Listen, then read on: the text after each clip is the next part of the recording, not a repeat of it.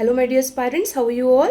This video is going to be a very short video for all the aspirants who are going to give the SBI clerk mains in the coming 2 days. So students see, बहुत सारे questions मुझसे आप पूछ रहे हैं कि इस समय पे हमें क्या करना चाहिए in this 2 days.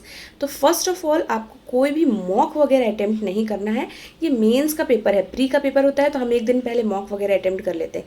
मेंस का पेपर है, आपको कोई भी मॉक वगैरह अटेम्प्ट नहीं करना है, ठीक है. और ये कोई भी न्यू टॉपिक वगैरह जो आप सोचते हैं कि लास्ट मोमेंट में हम पढ़ लें, ये सारी चीज़ें कुछ भी नहीं करनी है, ठीक है. देखिए आपको अटेम्प्ट कैसे करना है पेपर को, मैं आपको ये बता रही हूँ. See first of all you need to be very calm and peaceful because it is mains examination. ऐसा नहीं है कि बिल्कुल प्री की तरह हमारी स्पीड हमें मेंटेन करनी है एंड सब कुछ बहुत फास्टली करना है, टाइम नहीं है, ये सारी चीज़ें नहीं है, ठीक है. फर्स्ट ऑफ ऑल देखिए इंग्लिश की बात करते हैं तो इंग्लिश में आपको सारे के सारे क्वेश्चन एक बार अच्छे से देख लेना है. Remember my words, okay. ऐसा नहीं, ऐसी गलती सबसे हो चुकी है, मुझसे भी हो चुकी है कि हमारे सामने जो क्वेश्चन आता है ना, हम उसी से स्टार्ट कर देते हैं, ठीक है. और वो लेंदी होता है, अगर टाइम कंज्यूमिंग है तो बस हमारा हो गया, उसी में हमारा मतलब टाइम ज़्यादा चला जाएगा. और आगे के क्वेश्चन जो हमें अटेम्प्ट करने हैं जो ईजी थे, है ना, बाद में हमें फील होता है जो ईजी थे वो हम अटेम्प्ट नहीं कर पाएंगे. तो सबसे पहले हमें सारे के सारे क्वेश्चंस देख लेना है एक बार, और उसके बाद जो थोड़े इजी टाइप के क्वेश्चंस हैं, फिलर्स हैं, 1 मार्क्स जो इस टाइप के होते हैं, सेपरेट इंडिपेंडेंट क्वेश्चंस, फिलर्स हो गए या मैच द कॉलम हो गया या फ्रेज रिप्लेसमेंट वगैरह हो गया, इस सारे जो क्वेश्चंस आते हैं ना छोटे छोटे वाले, वो सारे पहले हमें अटेम्प्ट कर लेने हैं. उसके बाद हमें टाइम निकालना है फॉर पैसेज, पैराजम्बल्स एक्सेट्रा, ठीक है. ये सारी चीज़ें आपको अच्छे से दिमाग लगा के फिर करनी है. इस तरीके से आपको अटेम्प्ट करना है बिकॉज इसमें आपके हाइयर अटेम्प्ट्स होते हैं. यही डिफरेंस है स्टूडेंट्स में, हाइयर अटेम्प्ट्स इस वाले केस में होते हैं, ठीक है.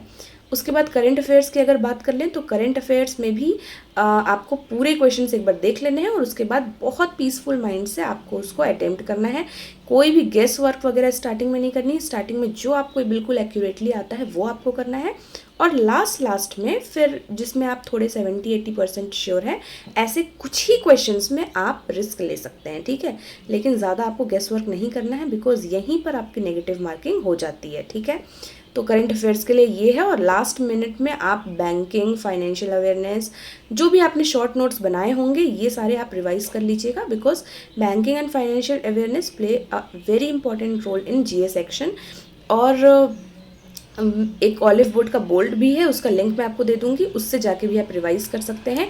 लगभग 100 पेजेस का है लेकिन 50 पेजेस में ही क्वेश्चंस दिए हुए हैं और आगे के सारे पेजेस में आंसर सॉल्यूशन. तो 50 पेजेस को आप 25-25 ऐसे डिवाइड कर लीजिए बिकॉज उसमें बैंकिंग एंड फाइनेंशियल अवेयरनेस के जो क्वेश्चंस है ना वो हैं, तो वो आपके लास्ट मिनट रिविजन में बहुत हेल्पफुल हो जाएगा, ठीक है.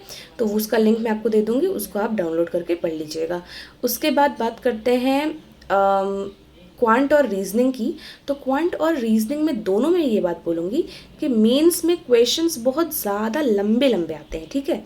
तो आपको लगेगा कि बहुत हार्ड क्वेश्चन है, मेरी ये बात मानिएगा, ऐसे मत सोचिएगा, ठीक है. पहले आप एक बार उसको रीड कर लीजिए. कई बार छोटे क्वेश्चंस बहुत हार्ड होते हैं बिकॉज इट इज़ मेंस. थोड़े लंबे क्वेश्चन है ना, उसको आप समझ के करेंगे तो वो बन जाएगा. वो लंबा दिख रहा है लेकिन वही क्वेश्चन बन जाएगा. इसलिए ऐसा सोच के किसी भी क्वेश्चन को छोड़ना नहीं है. सबसे पहले आपको पहले पूरे क्वेश्चन पढ़ने हैं, उसमें आपको फील हो जाएगा, थोड़ा सा एक बार रीड करने से ना आपको फील हो जाएगा कि इस टाइप के क्वेश्चंस मुझसे बन जाएंगे. दोनों सेक्शन में आपको 10-15 क्वेश्चन तो ऐसे ही स्टार्टिंग में मिल जाएंगे कि ये मुझे सबसे पहले सॉल्व करना है. यहीं पे आपके अटेम्प्ट्स बढ़ेंगे. जो स्टूडेंट्स ऐसे देखे स्टार्ट किए और जो पजल सामने आया उसको स्टार्टिंग से बनाने लग गए, वहीं पर वो फेल हो जाते हैं, ठीक है. क्योंकि कई बार ऐसा होता है कि स्टार्टिंग में ही सबसे टाइम कंज्यूमिंग वाला पजल आ जाए, तो ये चीज़ नहीं करनी है. सारे क्वेश्चंस को पीसफुली रीड करना है और अच्छे से सब कुछ करना है. लास्ट इन 2 डेज़ में कोई भी नया टॉपिक स्टार्ट नहीं करना है, मॉक टेस्ट नहीं देना है.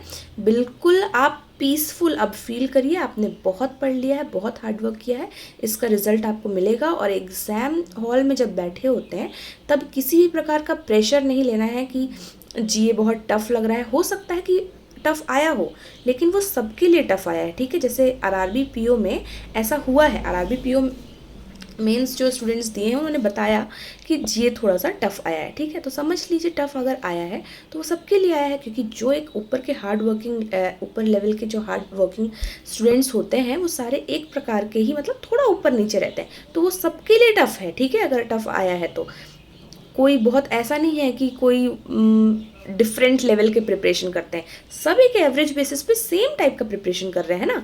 तो अगर टफ़ है तो वो सबके लिए टफ़ है, इसलिए घबराना नहीं है, उस समय पे बिल्कुल स्ट्रेस नहीं लेना है। एग्ज़ाम हॉल में जब आप बैठे हैं ना, उस वक्त तो आपको सिर्फ यही सोचना है that I am the best and I am going to take this one seat in this particular examination.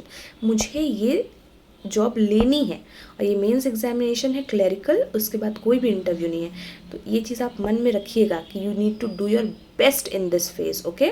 सो मेरी पूरी बेस्ट विशेस हैं आपके साथ and you need to do all your best. बिल्कुल अपना बेस्ट आप वहाँ पर दीजिए, और किसी भी और चीज़ों के बारे में नहीं सोचना है। आप जितना कर सकते हैं उतना आपको बेस्ट देना है, ठीक है। और किसी भी फैक्टर के बारे में नहीं सोचना है। ये जो 2 दिन है उसमें सिर्फ आपको रिवीजन वगैरह करना है, ठीक है। करंट अफेयर्स जो भी आपने पढ़ा है उसको अच्छे से रिवाइज कर लीजिए। So that was all my dear students, all the very best from my side. ये सारी चीज़ें जो मैंने आपको बोली उसको बिल्कुल ध्यान में रखिएगा, किसी भी प्रकार का प्रेशर माइंड में हमें नहीं रखना है and we need to take this job, okay. So that was all.